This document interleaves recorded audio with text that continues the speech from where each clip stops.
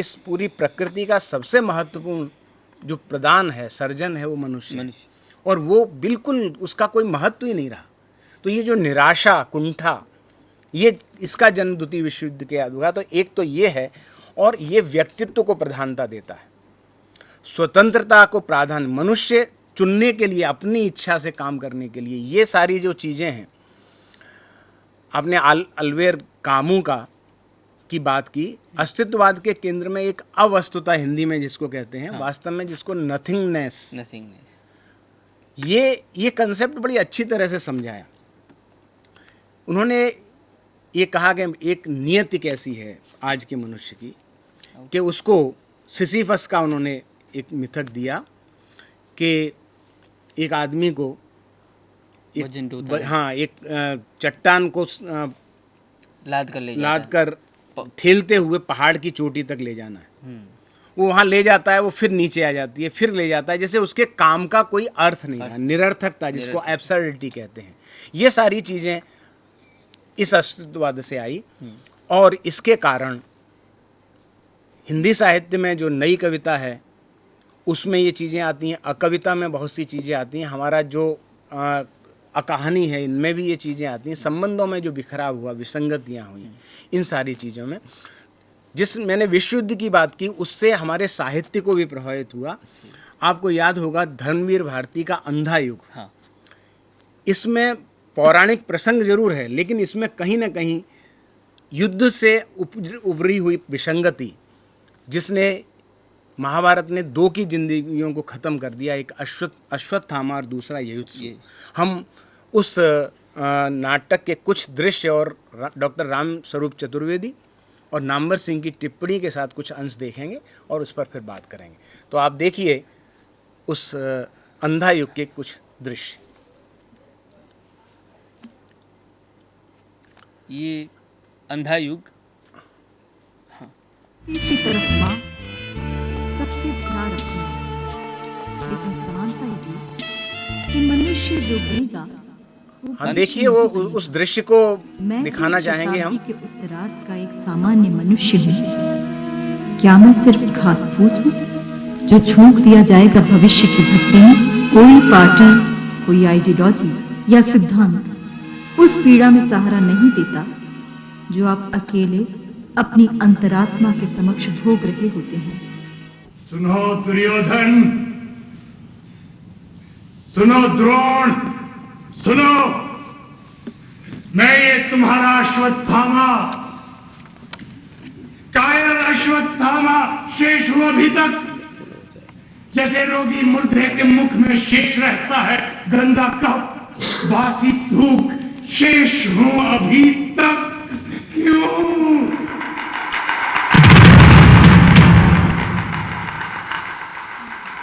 अंधा युग तो एक प्रकार से जिसे हम कहते हैं कंटेम्पररी क्लासिक, जो जीवन काल में ही क्लासिक हो जाए रचना, ऐसा बड़ा विरल होता है। जो रचना कठिन है, जीवन मूल्यों को लेकर चलने वाली है, घोषित रूप से जीवन मूल्यों को लेकर चलती है, मर्यादा और सत्य, इन प्रश्नों को लेकर जो उठा रही है, वो रचना दृश्य काव्य के रूप में सफल हो, ये भी अपने में एक विलक्षण बात। धर्म जिधर होगा ओ मूर्ख, उधर जय होगी। धर्म किसी और नहीं था, लेकिन सभी थे अंधी प्रवृत्तियों से परिचालित। जिसको तुम कहते हो प्रभु, उसने जब चाहा मर्यादा को अपने ही हित में बदल लिया। वंचक है। धर्मराज होकर वे बोले नर या कुंजक, मानव को पशु से उन्होंने पृथक नहीं किया। उस दिन से मैं हूं पशु मात्र, अंध बर्बर पशु, अंध बर्बर पशु। ये बहस बहुत दिनों चली हिंदी में कि वो नाटक है कि काव्य। अंधा युग तो लिखा गया था मेरे सामने। अंधा युग को उन्होंने परिमल में तो पढ़ा ही, लिखा जा रहा था, तो हर आदमी से उन्होंने उसको दिया, उसकी मैन्युस्क्रिप्ट। कहा यार मैंने जीवन में पहला अटेम्प्ट किया है ये, अंधा युग नेहरू की मृत्यु के बाद 60 के दशक में हिंदुस्तान जो था, उस हिंदुस्तान में अंधा युग एक सभ्यता की समीक्षा बन करके पेश हुआ। सन 50 का भारत अंधा युग नहीं था, वो भारत अंधा युग मालूम हुआ 64 के बाद। और यही वजह है कि अब्राहम अल-काज़ी ने उसको एक वो अर्थ दिया, उन संभावनाओं को तलाशा जो कि सन 50 में उसमें थे नहीं। सन 50 में अंधा युग दूसरे महायुद्ध के बाद की यूरोप की एक विनाश लीला की गाथा थी। सन 60 के बाद अंधा युग में यह अर्थ आया कि उसका यूरोप से कोई ताल्लुक नहीं है, बल्कि ठेठ कहना चाहिए कि गांधी की मृत्यु के बाद का यह भारत है। इसलिए रचनाएं अर्थ, चूंकि अंधा युग में यह संभावना है कि हो सकता है अंधा युग में आज शताब्दी के अंत का भारत और शताब्दी के अंत का विश्व उसमें अर्थ पा सके। जी सर। देखिए, इसमें दो चीज़ें सामने स्पष्ट हुई। एक तो नामवर जी ने जिस तरह से कहा कि युद्ध की विभीषिका का वर्णन और बाद का अंधा युग, ये दोनों चीज़ें आती हैं। तो इस तरह से आप देखिए, एक रचना जो बड़ी रचना होती है वो अपने समय, जैसे अलग अलग समय में अलग अलग अर्थ देती है, और उसका उदाहरण अंधा युग है। जी सर। अब इन विशिष्ट मत या वादों की बात चली है, तो मार्क्सवाद का काफ़ी प्रभाव या उस विचारधारा का काफ़ी प्रभाव हिंदी साहित्य पर देखा गया है। तो आप मार्क्सवाद पर टिप्पणी करें, वाद क्या है और उस विचार ने या उस विचारधारा ने साहित्य को कैसे प्रभावित किया है, उस पर आप थोड़ा बताएं। हसमुख जी, मार्क्सवाद ने हिंदी साहित्य को सबसे अधिक प्रभावित किया है। जी सर। आप प्रगतिवाद को जानते हैं। प्रगतिवादी काव्य हमारा जितना है या प्रगतिवादी साहित्य, उसके केंद्र में मार्क्सवादी दर्शन है। अब मार्क्सवाद क्या है?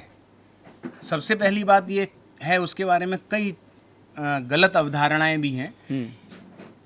मार्क्स ने मार्क्सवाद को एक रूप दिया, लेकिन उसकी उन्होंने जो भी चीज़ें सामने लाए, उन्होंने हेगल का द्वंद्ववाद लिया, भौतिकवाद अलग फायरवाक से लिया और उसे एक संदर्भ में दिया। अब मार्क्सवाद के जो तात्विक रूप हैं, उन्होंने एक ये कहा कि चेतना जो है वो पहले से नहीं, वो सामाजिक स्थितियों, यथार्थ, पदार्थ के बाद चेतना बनती है, कि ये चीज़ है। अब द्वंद्वात्मक भौतिकवाद, इसके 5 जो मुख्य मुद्दे हैं उनको आप देखें। द्वंद्वात्मक भौतिकवाद, ऐतिहासिक भौतिकवाद, वर्ग संघर्ष का सिद्धांत, सर्वहारा का अधिनायकत्व और सामाजिक क्रांति का सिद्धांत। इनमें ये जो पहले हैं वो बहुत महत्वपूर्ण है। एक द्वंद्वात्मक भौतिकवाद, जिसमें उन्होंने कहा कि सभी वस्तुओं में परस्पर विरोधी पहलू होते हैं, वो आपस से टकराते हैं और उनसे एक नई चीज़ बनती है। इसी के साथ परिमाणात्मक परिवर्तन, यानी परिवर्तन निरंतर हो रहा है, हर चीज़ में हो रहा है, उससे गुणात्मक परिवर्तन होता है। इसके लिए उन्होंने बहुत अच्छा उदाहरण दिया मुर्गी के अंडे का। मुर्गी जब अंडा देती है तो वो उसको सेती है। पहले दिन आप उसको तोड़ेंगे तो एक उसमें जिस तरह का तरल पदार्थ मिलेगा, लेकिन निरंतर वो उसको सेती जाती है, ऊपर से उस अंडे में कोई अंतर नहीं आता। लेकिन अंत में एक दिन उस अंडे के ऊपर की छिलके को तोड़कर उसमें से चूजा निकलता है। इसको गुणात्मक परिवर्तन कहते हैं। कि इसी तरह समाज में जो क्रांतियाँ होती हैं, परिवर्तन होते हैं, वो सीधी नज़र नहीं आते, लेकिन वो निरंतर उनकी भूमिका होती है। तीसरा जो वर्ग संघर्ष का सिद्धांत, ये बहुत महत्वपूर्ण है। हमारा पूरा समाज वर्ग में बटा हुआ है, एक की संवेदनाएं दूसरे से अलग होती हैं। इसलिए मैं इसको अगर आपको बात करना चाहूँ विद्यार्थियों से, तो आप देखिए जैसे बरसात है, हम अपने अपने घर में बैठकर बाहर जो बरसात हो रही है उसका आनंद ले रहे हैं, और हम कहते हैं कितनी वर्षा है, कितना सुहाना समय है। लेकिन एक झोंपड़ी में रहने वाला व्यक्ति, जिसके यहाँ पानी टपक रहा है, उससे अगर आप ये कहेंगे कितना सुहाना दृश्य है तो शायद वो है उसकी संवेदना के साथ जुड़ता नहीं है। तो ये जो संदर्भ है ये हमारे ये मार्क्सवाद दिखाता है कि रचना में ऐतिहासिक महत्व, ऐतिहासिक पृष्ठभूमि, रचनाकार का व्यक्तित्व, उसकी परिस्थितियाँ, यानी सापेक्ष साहित्य को देखना पड़ेगा, तभी उसको चीज़ों को हमारे सामने आना होगा। हाँ, यहाँ पे पूरा कर रहे हैं। जी सर, आप इस विषय को लेकर ये जो चर्चा हुई है, और मैं मानता हूँ कि विद्यार्थियों को इससे काफ़ी लाभ होगा। बहुत सी चीज़ें हैं, जैसे अंतर्विद्यापरक जो अध्ययन है वो मुद्दा हमारा इसलिए छूट रहा है कि हमारे पास समय नहीं है, लेकिन पूरी चीज़ों को हम देखें तो विचारधाराओं ने साहित्य को प्रभावित किया है, और विचारधारा साहित्य में अपना विविध रूप लेकर हमारे सामने आई है। यहाँ हम इस कार्यक्रम को पूरा करते हैं। धन्यवाद। धन्यवाद।